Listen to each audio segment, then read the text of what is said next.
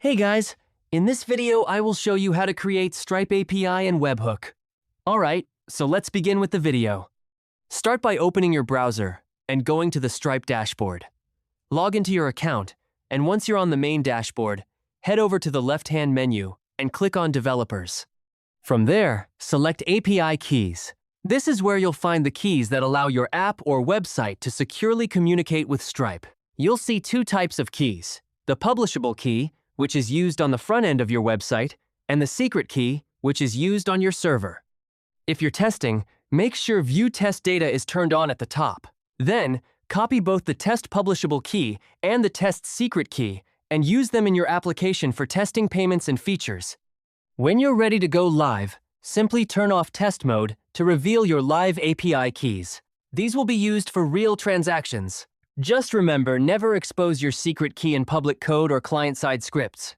Next, let's set up a webhook so your app can receive real-time updates from Stripe. Still under the Developers section, search for webhooks and click on it. On this page, simply select Add Destination option to start the process. First, you need to select the event for your webhook. Choose the events you want to listen for, such as successful payments, failed payments, or refunds. Once you have selected your event, the next step is to choose the type of destination. Here, it is recommended to select the webhook endpoint, as it allows your system to receive real-time updates. Now, for the final step, you simply need to enter your endpoint URL. In the endpoint URL field, enter your server URL where Stripe should send event data, for example, something like /webhook on your domain. Once you've completed all steps, then click on Create Destination to complete the setup. After creating the webhook, Stripe will provide you with a signing secret.